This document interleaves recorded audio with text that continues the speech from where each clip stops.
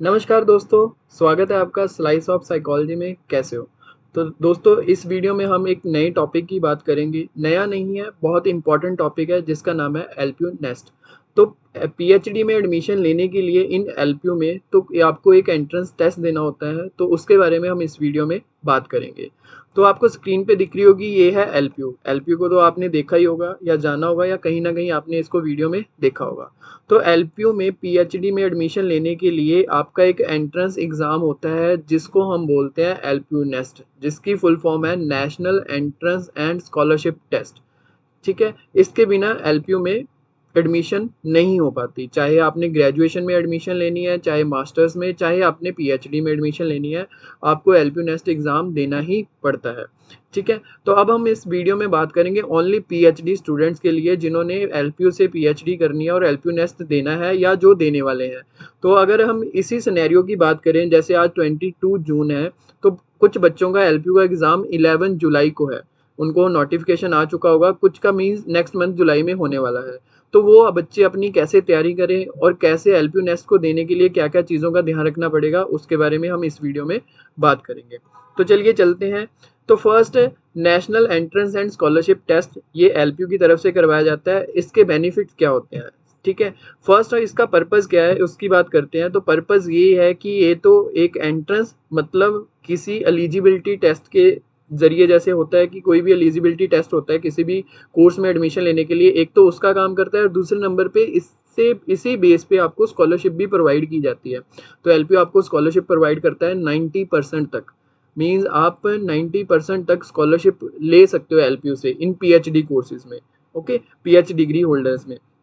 Right, तो इसके दो पर्पज हैं मेन। एक तो आपके लिए ये क्या है, एक एलिजिबिलिटी क्राइटेरिया है। दूसरे नंबर पे आपके लिए क्या है, ये स्कॉलरशिप प्रोवाइड करता है आपके लिए।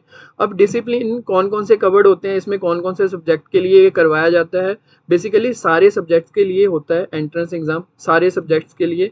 ठीक है, जिसमें engineering, management, science, arts and और बहुत सारे सब्जेक्ट्स हैं जिसमें पीएचडी आपको एलपीयू ऑफर करता है। तो एलपीयू पीएचडी बहुत सारे सब्जेक्ट्स में ऑफर करता है, तो हर एक सब्जेक्ट के लिए आपको एंट्रेंस एग्जाम देना ही पड़ेगा। ठीक है, एलिजिबिलिटी क्राइटेरिया क्या रहता है? आपने मास्टर्स की होनी चाहिए, मास्टर डिग्री आपके पास होनी चाहिए और उसमें आपको 55% मार्क्स आपके होने चाहिए। 55 या उससे ज़्यादा मार्क्स आपके होने चाहिए। ये आपका एलिजिबिलिटी क्राइटेरिया है, सिंपल, और कुछ नहीं चाहिए इनको। ठीक है, अगर आपने नेट जेआरएफ दिया हुआ है और नेट जेआरएफ में आपका एक अच्छा रैंक है और आपने उसको क्वालिफाई किया हुआ है, तो फिर आपको एंट्रेंस एग्जाम देने की ज़रूरत नहीं पड़ती। आप सीधा इंटरव्यू में बैठ सकते हो। राइट, मीन्स एलपीयू नेस्ट का एग्ज़ाम उसी को देना पड़ता है जिसने ना तो नेट क्लियर किया हो, ना जेआरएफ क्वालिफाई किया हो। राइट, अगर किसी बच्चे ने नेट और जेआरएफ क्वालिफाई किया हो तो उसको एलपीयू नेस्ट का एग्ज़ाम नहीं देना पड़ता। वो सीधा इंटरव्यू में बैठ सकता है और इंटरव्यू के बेसिस पे ही उसको स्कॉलरशिप भी मिल सकती है। अगर जेआरएफ है फिर तो आपको स्कॉलरशिप मिलती है, फॉलोशिप जिसको हम बोल देते हैं, वो तो आपको पर मंथ की मिलती ही है। अगर नेट है तो नेट के साथ आपको एलपीयू क्या फैसिलिटीज़ प्रोवाइड करता है वो आपके इंटरव्यू के बाद डिसाइड किया जाता है। तो फिर उनके लिए उनको एलपीयू नेस्ट नहीं देना पड़ता। क्लियर है? ठीक है, अब इसके एप्लीकेशन फॉर्म्स के बारे में बात करते हैं कि इसको कैसे अप्लाई किया जाता है। आप एलपीयू की साइट पे जाओ, lpu.com या lpuadmission.com के ऊपर जाओगे। वहाँ पे जाके आपको एक एप्लीकेशन फॉर्म मिलेगा जहाँ पे लिखा होगा कि अप्लाई नाउ। तो आप उसमें क्लिक करोगे तो ऑटोमेटिकली आप उनकी वेबसाइट पे पहुँच जाओगे और वहाँ पे आपने अपनी रजिस्ट्रेशन करनी है। रजिस्ट्रेशन करने के बाद उसकी फ़ी होती है। ठीक है, जैसे 1000 मेल के लिए और 500 फीमेल्स के लिए होती है। पर अब एलपीयू ने इसको सेम कर दिया है। पहले होता था कि 1000 सिर्फ मेल के लिए होता है और 500 फीमेल के लिए। अब ये इक्वली माना गया है कि अगर 1000 मेल पे कर रहे हैं तो 1000 ही फीमेल पे करेगी। ठीक है, राइट, ओके, चलो आगे चलते हैं। हो सकता है कि इसकी फीस 1500 भी है अप्रॉक्सीमेट, मैंने सुना था, पर आप एक बार चेक कर लेना। 1000 से 1500 तक अप्रॉक्सीमेट फीस है मेल और फीमेल दोनों के लिए। ठीक है, हाँ, यहाँ पे एलपीयू कुछ बच्चों को एक रिलैक्सेशन भी प्रोवाइड कराती है। अगर आप एलुमनाई स्टूडेंट्स हो तो उनके लिए कुछ कोड होते हैं, रेफरल कोड्स होते हैं, तो आप एलपीयू में कॉल करके बात कर सकते हो। अगर आपने एलपीयू से पढ़ाई की है, मतलब मास्टर्स, ग्रेजुएशन, अगर आपने वहाँ से एलपीयू से पास आउट किया है, तो आप एलपीयू में कॉल करके उनसे रेफरल कोड मांग सकते हो। या आपको ईमेल पे भी आया होगा पीएचडी में एडमिशन लेने के लिए कि अगर आप उस कोड को यूज़ करते हो तो आपकी कोई फ़ी नहीं लगती एलपीयू नेस्ट के लिए, आप free of cost LPU NEST दे सकते हो। पर रजिस्ट्रेशन आपको करना ही पड़ेगा। ऐसा नहीं है कि आप एलुमनाई हो तो आपको रजिस्ट्रेशन नहीं करना पड़ेगा। आपको रजिस्ट्रेशन करने के बाद आपको फ़ी, अगर एलुमनाई हो तो फ़ी पे नहीं करनी पड़ेगी, पर रजिस्ट्रेशन का प्रोसीजर वगैरह सब कुछ वैसा रहेगा। पेमेंट के टाइम पे आपको ज़ीरो पेमेंट वहाँ पे शो होगा। Okay, clear. अब हम बात करते हैं इंपॉर्टेंस डेट्स की बात करते हैं कि कौन कौन सी डेट्स हैं जिसमें आने वाला जो एलपीयू नेस्ट है वो कंडक्ट होने वाला है।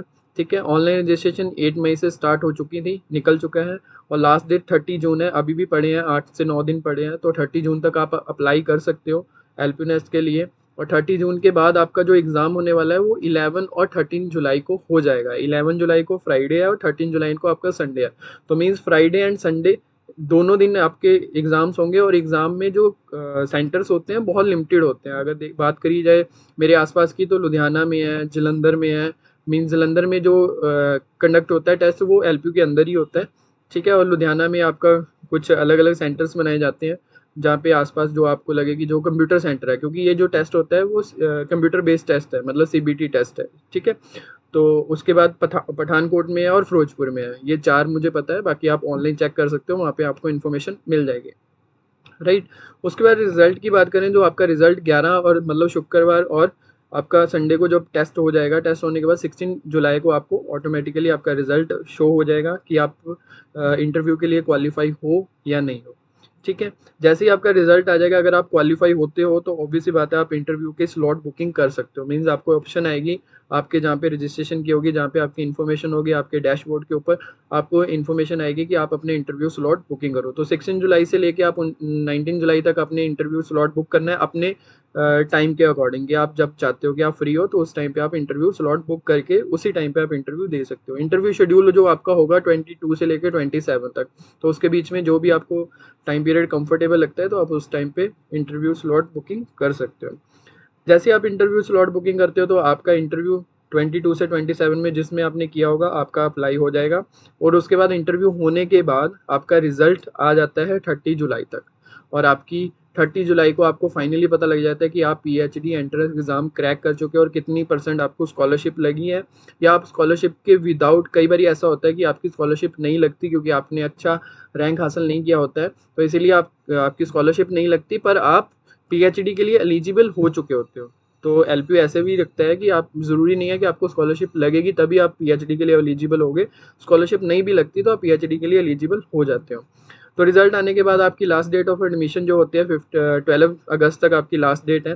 तो 12 अगस्त के बाद आपका जो कोर्स वर्क स्टार्ट होता है, फर्स्ट पेज जिसके ऊपर ऑलरेडी वीडियोस बनी हो चुकी हैं कि फर्स्ट कोर्स वर्क में क्या क्या चीज़ें होती हैं। ठीक है, तो वो आपका स्टार्ट हो जाता है अगस्त के लास्ट तक, या सितंबर के फर्स्ट वीक में आपकी क्लासेस स्टार्ट हो जाती हैं। और क्लासेस का जो भी सिस्टम रहता है उसके लिए अलग से वीडियो बनाएंगे कि कौन कौन सी क्लासेस होती हैं, सैटरडे संडे 15 डेज़ वाली और पर मंथ की क्लासेस चलने वाली, वो सारे ऊपर हम बात करेंगे नेक्स्ट वीडियोस में। तो इस वीडियो में हम सिर्फ एलपीयू नेस्ट की बात करेंगे। ये तो इंपॉर्टेंट डेज थी कि इस डेट के अकॉर्डिंग ही आप अपनी एप्लीकेशन को फिल कर लो और अपने तैयारी कर लो। इंटरव्यू में क्या क्या चीज़ें करवाई जाती हैं, इंटरव्यू के ऊपर सेपरेट एक वीडियो बनाऊंगा, तो उस वीडियो को आप देख लेना कि क्या क्या चीज़ों की आपने तैयारी करनी है, कैसे प्रपोजल बनाना है, क्योंकि इंटरव्यू में प्रपोजल शो करना होता है। ठीक है, एंट्रेंस एग्जाम के लिए क्या क्या तैयारी करनी है और उसके प्रीवियस ईयर क्वेश्चन पेपर्स या उसका सिलेबस कहाँ से डाउनलोड करना है वो भी मैं आपको सिखा दूंगा। इस वीडियो में हम बात कर लेते हैं। ठीक है, अब एग्ज़ाम में क्या क्या आता है, एलपीयू नेस्ट का जो एग्ज़ाम होता है, जो हम बोल रहे हैं सीबीटी होता है, कंप्यूटर बेस्ड टेस्ट, तो उसमें क्या क्या चीज़ें होती है, उसमें 2 तरह का पेपर होता है, एक फॉर पेपर 1 और पेपर 2। जैसे नेट और जेआरएफ का पेपर होता है जिसमें पेपर 1 और पेपर 2 होता है सेम। फर्स्ट पेपर आपका जनरल पेपर होता है जैसे नेट जेआरएफ में होता है, same teaching and research aptitude के 50 क्वेश्चन होते हैं, उसी क्वेश्चन के बेस के ऊपर आपका फर्स्ट पेपर होता है। 50 क्वेश्चन ओनली, नेट जेआरएफ में भी 50 होते हैं। और पेपर 2 में नेट जेआरएफ में आपके सब्जेक्ट, स्पेसिफिक सब्जेक्ट के अकॉर्डिंग पेपर क्वेश्चंस होते हैं, मींस 100 क्वेश्चन होते हैं, पर इसमें एलपीयू सिर्फ आपको 50 क्वेश्चन ही पूछता है। 2 घंटे का टेस्ट होता है जिसमें आपने 100 क्वेश्चन दिए होते हैं, एमसीक्यू बेस्ड क्वेश्चंस होते हैं ये। ठीक है, इस क्वेश्चंस के बेसिस पे ही आपका रिजल्ट निकाला जाता है। तो टोटल 100 क्वेश्चंस होते हैं, और 100 क्वेश्चंस आपके जो कवर आपने करने होते हैं 2 घंटे के अंदर अंदर आपने इसको कवर करना होता है। ठीक है, तो इसमें आपको एक चीज़ बताता हूँ जो आपके लिए बहुत बेनिफिट है, इसमें कोई नेगेटिव मार्किंग नहीं होती, कि मीन्स जो आपने पढ़ा होता है और जो आप आंसर टिक करते हो उसी आंसर के अकॉर्डिंग ही आपको मार्क्स दिए जाते हैं। अगर आपका गलत है तो आपको 0, अगर आपका सही है तो 1 2 जो भी आप इसकी मार्किंग होती है मार्क्स की, वैसे ही आपको प्रोवाइड किए जाते हैं। क्लियर। अब सिलेबस की बात करें तो सिलेबस में फर्स्ट जो पेपर होता है उसमें सिलेबस में क्या क्या चीज़ें होती हैं मैं आपको बता देता हूँ। इसका डिटेल सिलेबस अगर आपको चाहिए तो आप नीचे डिस्क्रिप्शन में व्हाट्सएप लिंक दिया हुआ है, तो आप मुझे व्हाट्सएप पे कांटेक्ट कर सकते हो या मुझे इंस्टाग्राम पे भी कांटेक्ट कर सकते हो, मैं आपको इसका डिटेल सिलेबस प्रोवाइड कर सकता हूँ। ठीक है। तो पेपर 1 में क्या क्या होगा, पेपर 1 में आपको teaching aptitude plus research abilities के बारे में, कोग्निटिव स्किल्स के बारे में, comprehension, analysis, evaluation, reasoning and awareness of higher education process. Means जो नेट का फर्स्ट पेपर का सिलेबस है बेसिकली सेम उतना ही होता है, मीन्स 70% होता है, पर नेट जेआरएफ में 100% है तो इसमें 70% रहता है पेपर 1 का। और अगर पेपर 2 की बात करें तो आपके स्पेसिफिक सब्जेक्ट के अकॉर्डिंग, अगर मान लो कि मेरा सब्जेक्ट साइकोलॉजी है तो मुझे साइकोलॉजी के रिलेटेड ही 50 क्वेश्चंस पूछे जाएंगे, और वो क्वेश्चंस किस बेसिस पे होते हैं, जो आपने मास्टर्स में सिलेबस कवर किया होगा उसी सिलेबस के अकॉर्डिंग ही वो चीज़ें होती हैं। ठीक है, ज़्यादा स्पेसिफिक नहीं होती, बहुत जनरल होता है। एलपी नेस्ट का जो एग्ज़ाम है बहुत ईजी रहता है। अगर आपने अच्छे से थोड़ा बहुत पढ़ाई किया हो, अगर आपने 50 टू 70% भी एफर्ट्स दिए हो पढ़ने में टेस्ट के लिए, तो आप इजीली इसको क्रैक कर सकते हो और बहुत अच्छी स्कॉलरशिप भी हासिल कर सकते हो। ठीक है। अब बात करते हैं आगे नेक्स्ट कि सिलेबस को डाउनलोड कैसे करना है। अगर आपने सिलेबस खुद डाउनलोड करना है, आपने मुझे मैसेज नहीं करना, तो आप सिलेबस को खुद भी डाउनलोड कर सकते हो। आपने क्या करना है, एलपीयू की वेबसाइट पे जाना है www.lpu.in/nest/phd। आपने इस वेबसाइट पे जाना है, इस वेबसाइट को आप सेव कर लो। इस वेबसाइट पे जाके आपने वहाँ पे जाके देखना है क्वेश्चन पेपर पैटर्न्स। वहाँ पे नीचे आपको ऑप्शन दिया होगा, क्वेश्चन पेपर पैटर्न्स में जाओगे तो वहाँ पे एक लिंक दिया होगा, लिंक से आप सिलेबस को डाउनलोड कर सकते हो। सिलेबस 1 भी मिल जाएगा और सिलेबस 2 भी मिल जाएगा, आपके सब्जेक्ट के अकॉर्डिंग स्पेसिफिक आप उसको डाउनलोड कर सकते हो। क्लियर। अगर आपको डाउनलोड नहीं करना आया तो आप मुझे मैसेज करना, मैं आपको प्रोवाइड कर दूंगा आपके सब्जेक्ट के अकॉर्डिंग। ठीक है। अब सिलेक्शन प्रोसेस मैंने आपको पहले ही बता चुका हूँ कि आपका एंट्रेंस टेस्ट होगा, फिर आपका इंटरव्यू होगा, इंटरव्यू के बाद आपकी फाइनल सिलेक्शन होगी और आपकी एडमिशन होगी, एडमिशन के बाद आपकी क्लासेस शुरू हो जाएंगी। ठीक है। स्कॉलरशिप मैंने आपको बताया कि मैक्सिमम आपकी 90% स्कॉलरशिप लगती है, 90% से अब नहीं लगती। 100% स्कॉलरशिप पीएचडी में नहीं लगती, मास्टर्स और ग्रेजुएशन में दी जाती है पर पीएचडी में नहीं रहती। ठीक है। अगर आपने जेआरएफ किया है फिर आपकी 100% स्कॉलरशिप रहती है, बल्कि आपको स्कॉलरशिप जो भी मिलता है गवर्नमेंट की तरफ से वो एलपीयू प्रोवाइड करवाता ही है। ठीक है। तो बता दूं कि एलपीयू एक NA++ यूनिवर्सिटी है, तो आपको जो भी यूजीसी की गाइडलाइंस के अकॉर्डिंग जितनी भी फैसिलिटीज़ होती हैं एलपीयू आपको प्रोवाइड करता है। ऐसा नहीं है प्राइवेट यूनिवर्सिटी होने के कारण आपको बहुत दिक्कत आएगी। इसके लिए सेपरेट वीडियो बनाऊंगा कि एलपीयू से पीएचडी करने के आपको क्या क्या बेनिफिट होते हैं। तो बहुत अच्छी यूनिवर्सिटी है, मैं यहाँ से पीएचडी कर रहा हूँ, मेरा 2.5 ईयर कंप्लीट हो चुका है, मेरी ऑलमोस्ट पीएचडी कंप्लीट होने वाली है। तो इसीलिए मैं बता रहा हूँ कि एलपीयू से पीएचडी करने के आपको बहुत सारे बेनिफिट्स होंगे। ठीक है। क्या क्या बेनिफिट्स होंगे उसके लिए अलग से मैं आपको वीडियो बना दूंगा। ठीक है।